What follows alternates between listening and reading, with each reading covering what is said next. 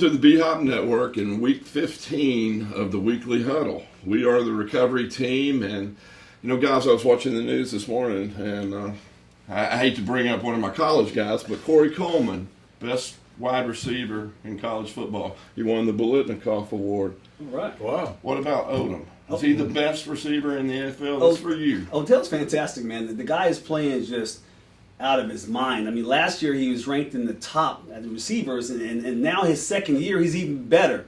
And I started thinking about this kid, and I started saying, man, this guy is like a Jerry Rice. But I thought of something else, because I know he had 7 catches for 166 yards, but he looked familiar.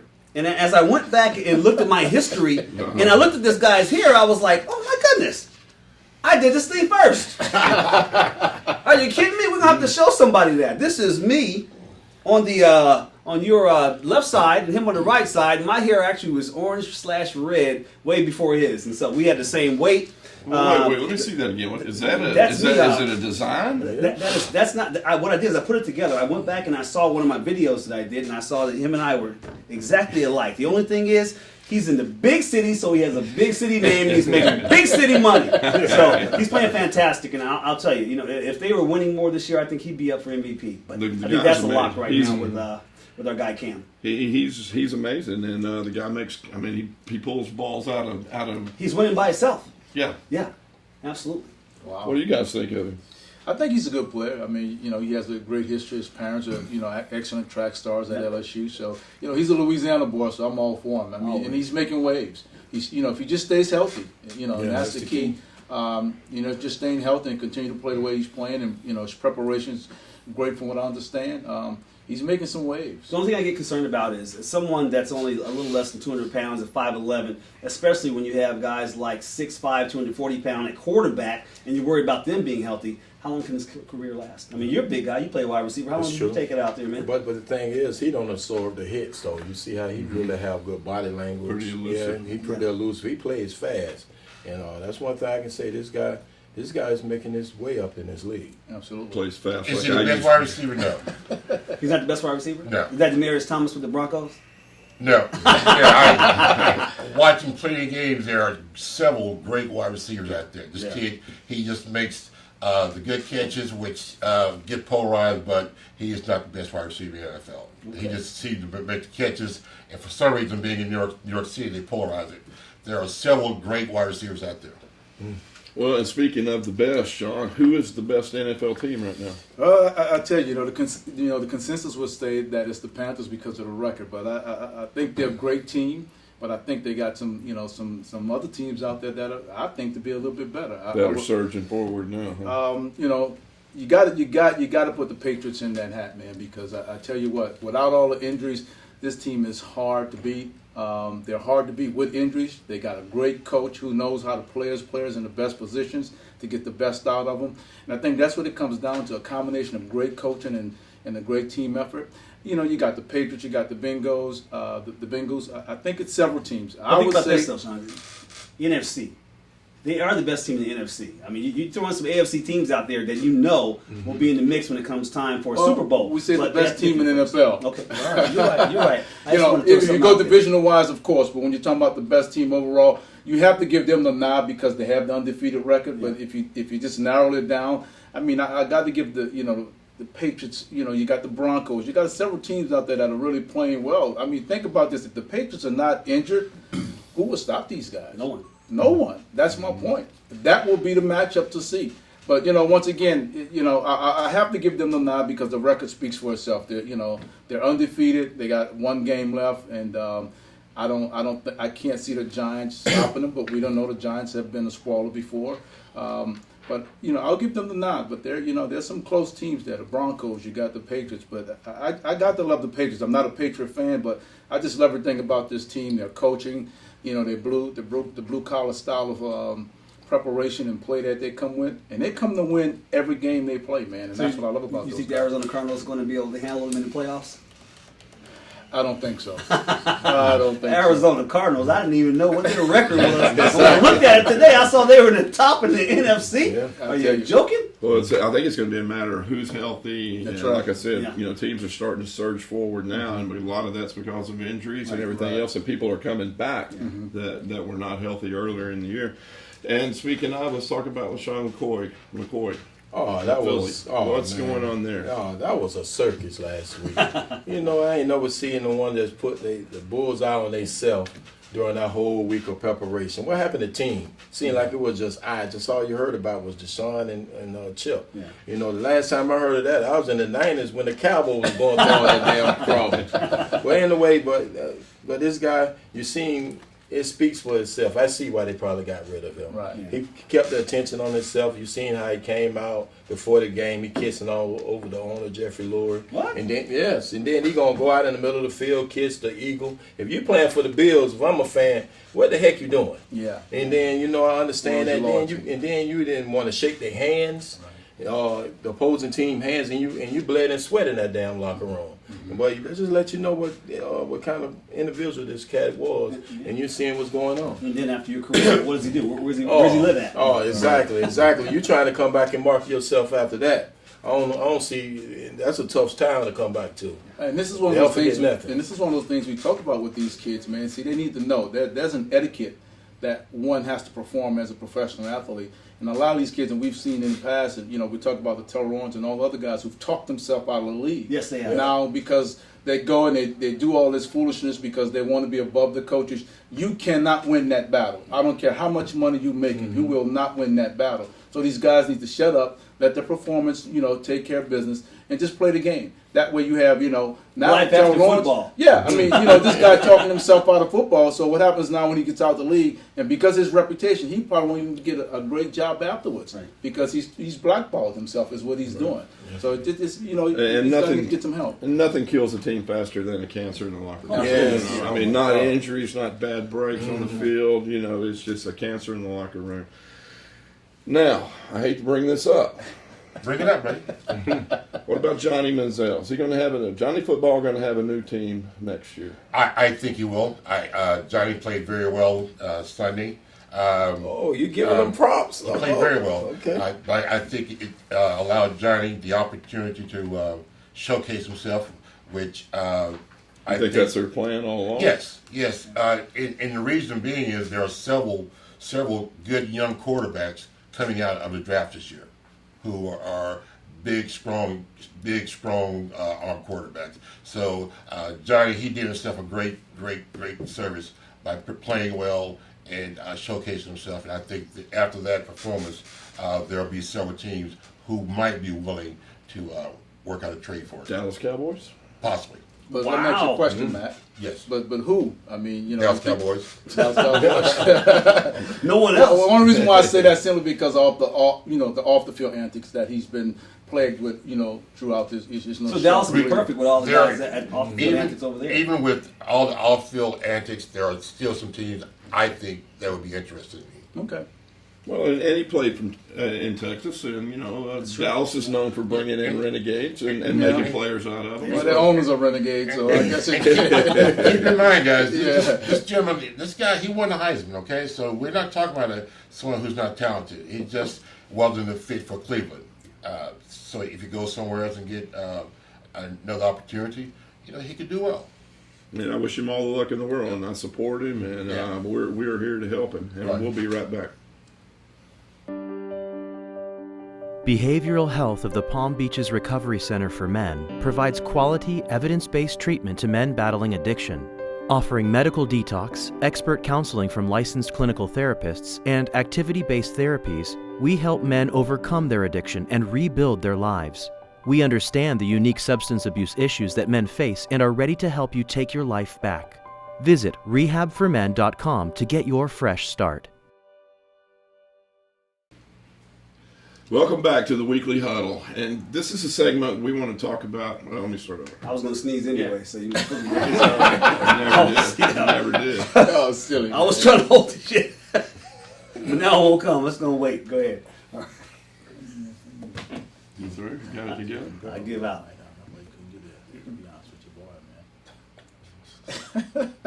Y'all ready? We ready, Can we man. keep- I'm ready. Light the candle. Oh, Lord. Welcome back to the Weekly Huddle. And I want to talk about, guys, the movie that's coming out, if not this week, next week. Christmas Concussion. Day, come on. You know, Christmas we Day. all know a lot about it. You know, we've all had concussions. I've talked before, I've had over 20 documented concussions, so obviously I'm concerned about what lies ahead in the future.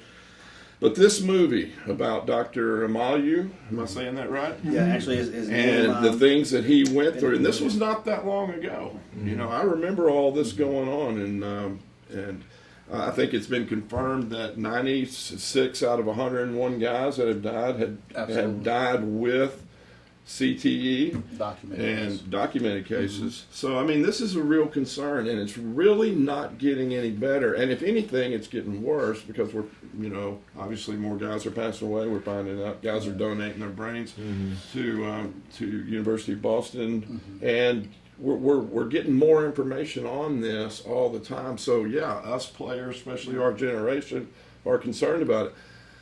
This movie, I think, though, is going to bring a lot of awareness to parents and ask the question: do I let my child play football? You know, I know the NFL owns Sunday, but when you look at this movie, and when it first came out that this movie was going to be showing this year, you would have thought that that's all they would be talking about week in and week out was anticipating this movie.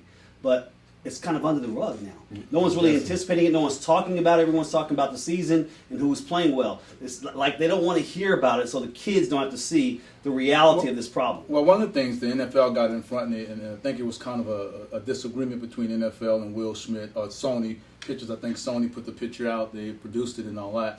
And I think they got in front of it, and they kind of squashed that. I was just reading an article about Will Smith talking about it. He said he don't think there's going to be much controversy when the movie comes out. I think the NFL asked Sony to take some stuff out of it, the content of some of the stuff in the movie. I don't know if they did that, but that was a conversation that they did have about some of the content of the movie. So I don't know how much they made it entertainment or not. It's going to be interesting to see. There's no fight to have, though. You know, and Will Smith said one of the reasons why he made the movie because his oldest son, by his first marriage, played high school football, but he decided not to pursue football in college, and he was glad of that. So that was one of the motivating factors behind him making this movie, to get the awareness out about the concussions. And I know we asked the question, is the NFL doing enough? You know, Chris said something a while back, I think a couple of shows ago. What about those players and their contracts are laced with incentives? Well, they say they have a concussion, or they say my bell has been rung. So that's the thing. They're doing all they can do to try to prevent this. But what about these guys now with this money and this contract? Are they going to be honest enough to say, hey, you know, I rung my bell, I'm a little bit dizzy, or are they going to want to go back out there? You know what I'm looking forward to? I'm looking for all the owners and everyone that's involved at the high levels of the NFL watching this movie, and there's just one part I want them to be sitting there watching the camera and watch them say this: tell the truth. You need to tell the truth. We need to know what's going on. That's true. And I really agree, man. Yeah, Like I said, I've talked to Boston College, and I've decided to donate my brain because I really think it's important that they continue to do the studies. And as many headaches and much pain as I still have here, this far away from my career, I didn't know that was something that was actually normal for us athletes. And I know, Randy, you playing down in the middle, man. I mean, you had to have this plenty of concussions playing down. Yeah. And it's not necessarily when you hit your head hard; it's the constant pounding. And your head was hitting someone else's head. And remember the whole that. And they call that those low impact concussions. Exactly. You know? And the first documented case was Mike Webster, who was a center, who played for the Pittsburgh Steelers. He was the first documented case that this came to the forefront with. He was the first person the doctor examined, and that's when we found this. He was 50 years old when he died, and his brain had actually aged to be 70 years old after they did all the studies on it. So he was a center, low impact, like you said. And Sean, it has nothing to do with the NFL. It goes all the way back to the kids when they're playing Pop Warner football through high school and also through college. Well, it's just they don't report that. And that's the question I want to ask you guys. I mean, we're all parents. Would you let your child play No. football knowing what you know now about concussions? Well, I'm different in that. You have one playing understand, right now. I have one playing right now. I had all the concussions, all of that, and then just, back in our day when we was playing, if they say one or two, count by the fingers, you back in the game. And look how we turned out. Exactly. So right. I always talk to him about that. to be educated on it, and if you feel like you need to come out the game, please let them know to just come out. But he loves the game, so it's kind of hard for me to like deter his dreams because he want to follow playing football. But if it's up to me, I think I still play a game. Mac, you're still in, man. Talk to us. Yeah, I'm listening. Now, if the opportunity presents itself, sure, I'll play it. Yeah. But would you let your kid play? Yes. Would you let your grandkids play? Yes. But you got to understand this, though, going back to the concussion movie. Y'all got to understand, really, these owners don't really care about that movie. They really don't care. You see, they worry about that dollar bill. Mm-hmm. They still getting their money. You see that with the concussion lawsuit that they want to just pay that off before it can be swept up under the rug. And $1 billion wasn't enough. And I think if it's going to be any effect, if it's going to be the Pop Warner kids and maybe the high school kids, I don't think it's going to affect anybody on this level when you talk about college and the pros.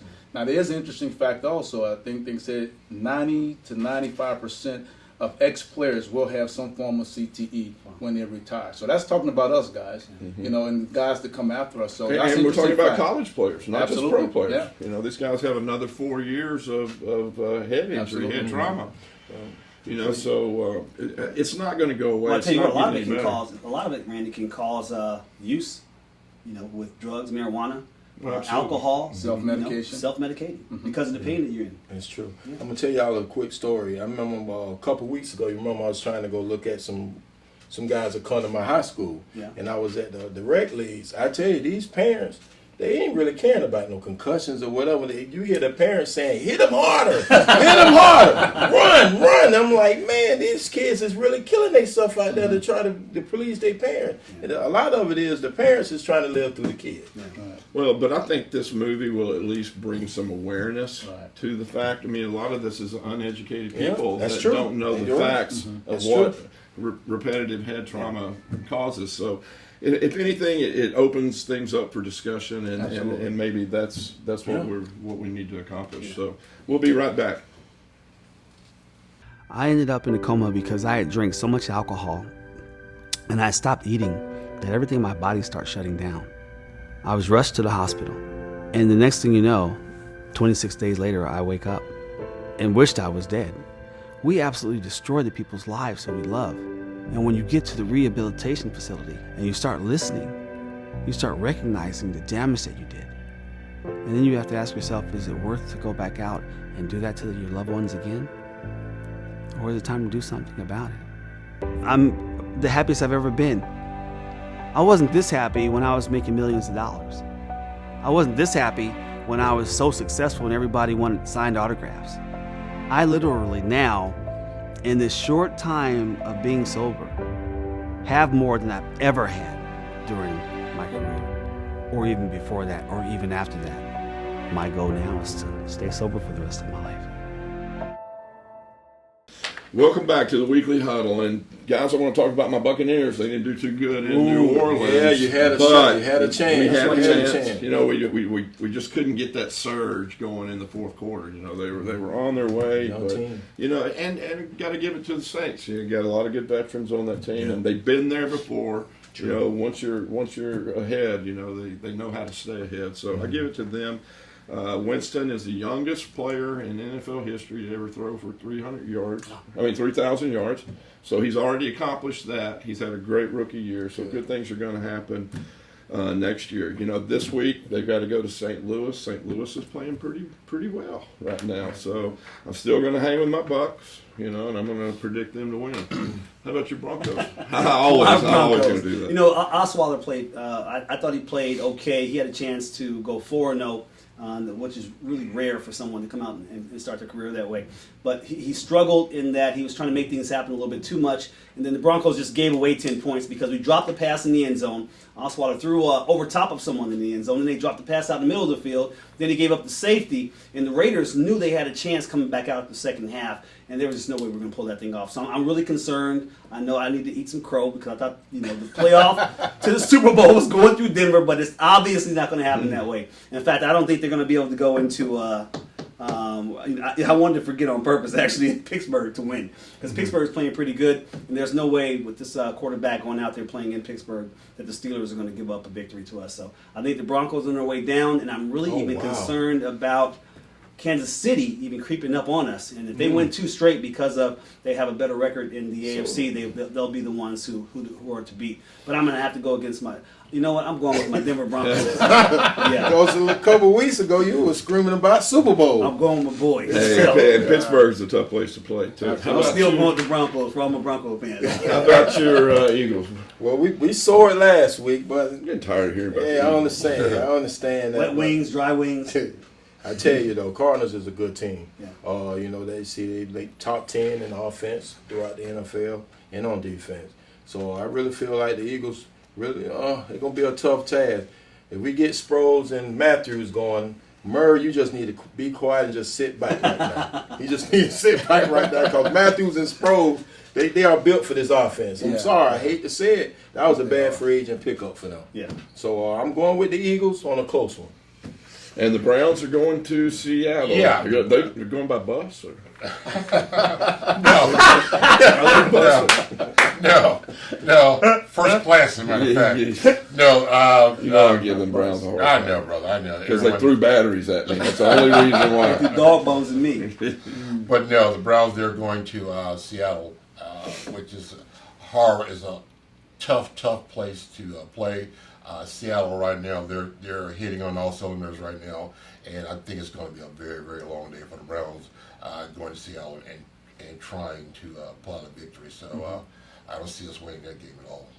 Wow. That was so depressing. I was just sinking the whole time. Poor Browns. Hey, man, it's going to be a long Sunday. How about your boys? JETS. We came off a great win. I mean, they playing, man. Tennessee wasn't a great team, but you know what? They didn't score a point. The defense played well. We scored a lot of points on those guys. We looked good. I think it was our best one this year. I think we continue to play on that note. I think, we're going to go into Dallas. We're going to beat Dallas. That's without question. I'm not worrying about that. Dallas, they're trying to be competitive, but they're pretty much useless without Romo. And I'm not a big Romo fan either. But I'm going with the Jets. We're going to take this one and surge on into the playoff and knock some people off. And watch out, we may be in the Super Bowl, y'all. Oh, man. Jets, man. Wow. Sure. Not in this lifetime. Wishful thinking. Ooh, wow. Well, let's talk about our game of the week while I got you down there. Panthers at the Giants. Can the Panthers go 14-0? You know what? I love the Panthers. I love what they're doing. I love the energy they're bringing to the field week in and week out. But you know what? I'm gonna go with the Giants as a spoiler. I'm gonna go with the Giants. You seem like you would do something like that.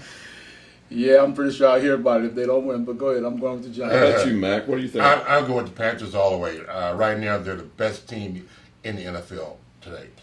They're playing lights out football on defense and offense. I see them beating the Giants by probably 14 points. They're playing great football now. How about you? But I have to go with my boys are playing too well. Cam's playing really good right now. They're going to go in there and they're going to turn this thing out. I was talking a little bit about Odell, and maybe he needs to go play with them next year so he can really be a superstar. But I think the Giants are done for the rest of the season. I'm going with the Giants. All right, I like that. Hear me out right quick. You think about it. They lost about 5 to 6 games at the end on the fourth quarter at the end. And I feel like they back against the wall. They got to win out to try to get into this playoff. And I feel like they're going to come together. They're going to upset the Panthers. All right. Let Pete Rose back in. Can we do a little gambling? I got a little money on that. Well, I'm going with the Panthers, too. I like Cam. I think their offensive line is playing great. I think their defensive line is playing great.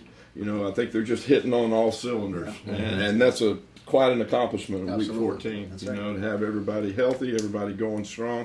So, like Mac said, I think they're the best team in football right now, whatever that is. Record or not, they're hitting on all cylinders. So that's this week's show. And like always, if you or anybody you know is suffering with this disease of addiction, contact us. You can get in touch with us at bhpalmbeach.com. Athletes in Recovery. Everybody has a Facebook page. Yes. And there is hope, and we can help. Thank you.